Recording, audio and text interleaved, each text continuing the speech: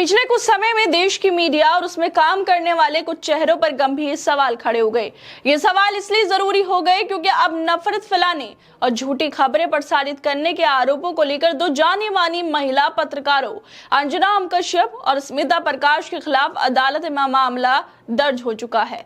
पहले आज तक के एंकर अंजना ओम कश्यप पर एक शो के जरिए धार्मिक नफरत फैलाने के आरोप लगे और अब एएनआई के प्रधान संपादक स्मिता प्रकाश पर चुनाव आयोग के नाम पर झूठी और गढ़ी हुई खबरें प्रसारित करने को लेकर कोर्ट ने गंभीर रुख अपनाया है। ये घटनाएं न सिर्फ पत्रकारिता की गिरती साख की तरफ इशारा करती हैं, बल्कि ये भी दर्शाती हैं कि अब झूठ और नफरत फैलाने वालों पर कानूनी शिकंजा कसता जा रहा है। सबसे पहले बात करते हैं अंजना ओम कश्यप की, जिन्होंने अपने शो ब्लैक एंड व्हाइट के एक एपिसोड में ये सवाल उठाया था कि जब विभाजन धर्म के आधार पर हुआ तो मुसलमान भारत में क्यों रह गए। ये सवाल जितना आपत्तिजनक है उतना ही संविधान और देश के सामाजिक ताने बाने के खिलाफ भी है। इस तरह के बयान न सिर्फ ऐतिहासिक तथ्यों से छेड़छाड़ है, बल्कि ये जानबूझकर देश के एक बड़ी आबादी के खिलाफ नफरत फैलाने की साजिश है। नतीजा ये हुआ कि लखनऊ की एक जिला अदालत ने इस मामले पर संज्ञान लेते हुए अंजना ओम कश्यप के खिलाफ मुकदमा दर्ज करने का आदेश दे दिया। पूर्व आईपीएस अधिकारी अमिताभ ठाकुर की शिकायत पर अंजना ओम कश्यप पर उत्तर प्रदेश की राजधानी लखनऊ के एक जिला न्यायालय ने यह अहम और गंभीर कदम उठाया था और उनके खिलाफ शिकायत दर्ज करने का सीधा आदेश दिया था। ये किसी मीडिया के खिलाफ बहुत अहम और जरूरी कदम था, जो ये संकेत देता है कि अब बिना जिम्मेदारी के नफरत फैलाना महंगा पड़ सकता है। अब इसी कड़ी में दूसरा मामला सामने आया है एएनआई के प्रधान संपादक स्मिता प्रकाश का। उनके खिलाफ भी पूर्व आईपीएस अधिकारी अमिताभ ठाकुर ने अदालत में परिवाद दायर किया है, जिसमें आरोप लगाया है कि एएनआई ने बार बार भारतीय चुनाव आयोग के नाम पर ऐसी खबरें चला दी जो पूरी तरह फर्जी थी।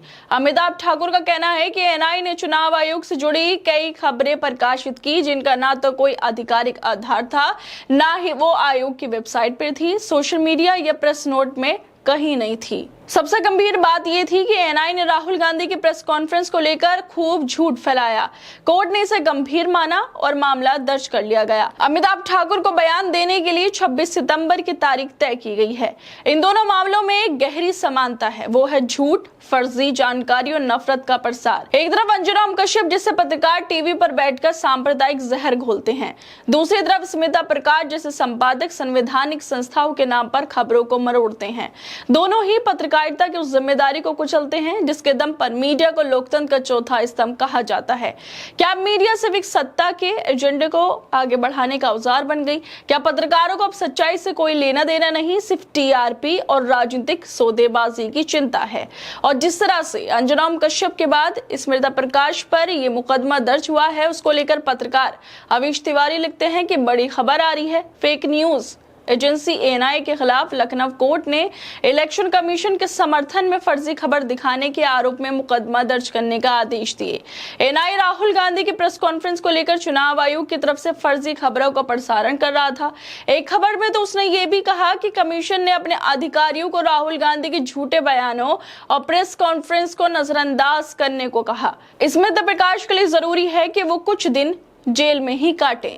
वैसे जिस तरह से खबरें सामने आ रही हैं, अदालतों को इन कार्रवाइयों का स्वागत होना चाहिए। संदेश देती है ये कार्रवाई कि जो भी पत्रकार या मीडिया संस्थान नफरत और झूठ को बढ़ावा देगा वो कानून की पकड़ से नहीं बच पाएगा। क्या आज तक और एएनआई जैसे बड़े संस्थाएं अपने पत्रकारों से जवाब तलब करेंगे अब, या फिर इस पूरे मामले को दबाने की कोशिश की जाएगी? एक लोकतांत्रिक देश में मीडिया की भूमिका महज खबरें देना नहीं, बल्कि जनता के भरोसे की रखवाली करने की भी है। जब वही मीडिया सत्ता का मुखपत्र बन जाए, नफरत फैलाने लगे और संवैधानिक संस्थाओं के नाम पर झूठी खबरें दिखाने लगे, तो लोकतंत्र को सबसे बड़ा खतरा वहीं से होता है।